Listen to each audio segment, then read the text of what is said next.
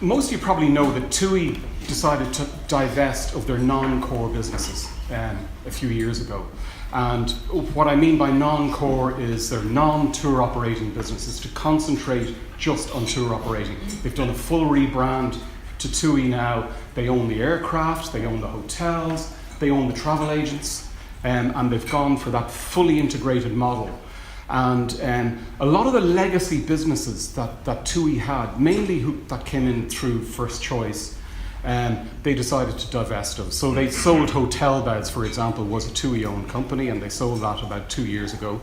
And then they decided to get all their specialist brands, which were operating in groups of companies, if you like, wrap all the specialist brands together into a grouping called Travelopia, and they did that a year prior to the sale, and then they sold all their specialist brands.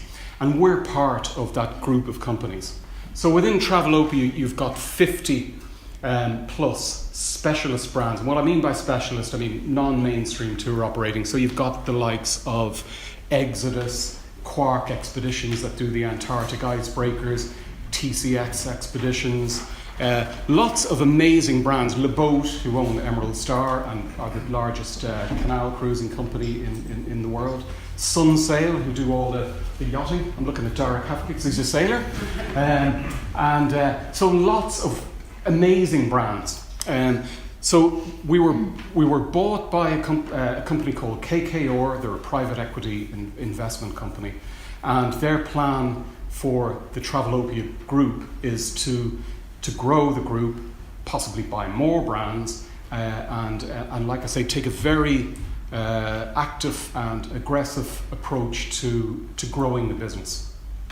So that brings me on to why we're here today, and we're here today to introduce you to Hayes & Jarvis. A lot of you, because you're travel journalists, will know the name Hayes & Jarvis and know the legacy that it has in the UK as a long-haul brand. So Hayes & Jarvis is part of Travelopia also. I sit on a board with Leslie in the UK. We work very closely together. And now that we're under new ownership, if you like, it gives us the opportunity to look at introducing other brands into the Irish market. Obviously, we've been very successful over the years with American Holidays.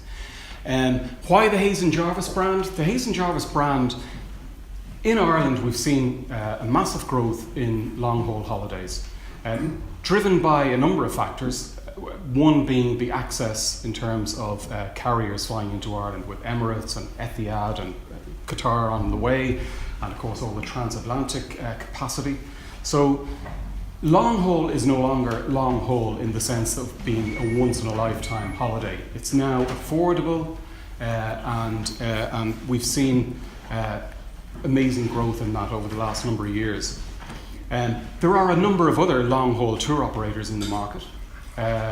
However, I don't believe when Hayes & Jarvis, and we're now up and running, Hayes & Jarvis Ireland, hayesandjarvis.ie, I really believe that Hayes & Jarvis has the most comprehensive offering of long-haul holidays on the Irish market. They serve over 60 destinations. They've 60 years heritage in the UK, and I was saying to somebody earlier on, in terms of that they do it the traditional way, and what I mean by that is not that we don't have state-of-the-art technology, but every destination has a destination manager who knows the hotels, knows the area, puts the holidays together, and we stand over every holiday that we sell. We now have an absolutely inspirational website for people to browse their holidays on. Unlike other companies, we're here in Dublin. We have a shop in Duke Street, as you know. We've got rebranded now to Hayes & Jarvis. We have our long-haul sales team here in Dublin, so you're dealing with people locally and people that you know. I think I'll ask Leslie Rollo to say a few words. Leslie, if you wouldn't mind, just about the H&J brand. And then we're both available to take any questions that you might have about either Travelopia or H&J.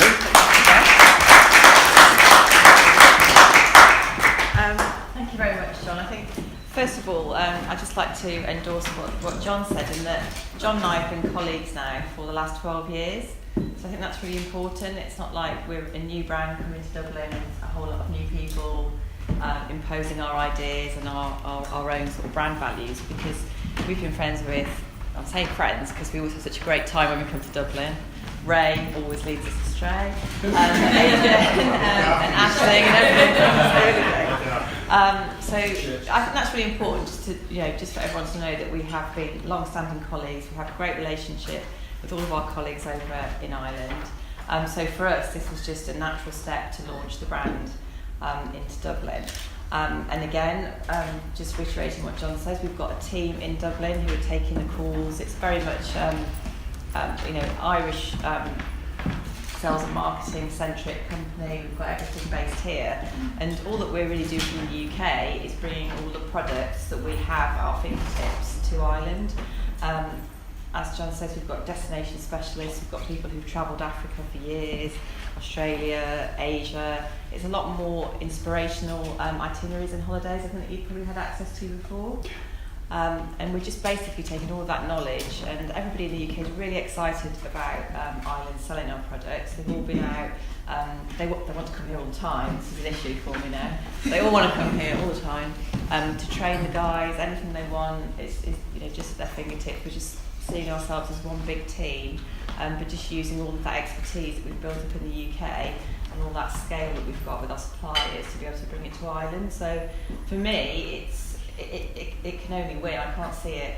It has to be a winning formula. We've got great expertise, we've got great products, great airlift. I mean, we talk about Trailfinders. Obviously, the Trailfinders store is just around the corner from John's shop. But for me, I think we are a step ahead of Trailfinders because we've got a lot more personal touches. And Trailfinders, they're an amazing company, but they're very big, and we still manage to deliver each holiday on a really individual basis. And everyone's carefully thought through, and our customer service is absolutely outstanding, isn't it? So all of those kind of factors come into the fact that we're all absolutely over the moon with it, really. We've had good sales to date, good couple of weeks start, so we're really excited. And it's really all those destinations that I'd encourage you to have a look at in terms of, we've got specialist brochures for Africa, Asia, Latin America.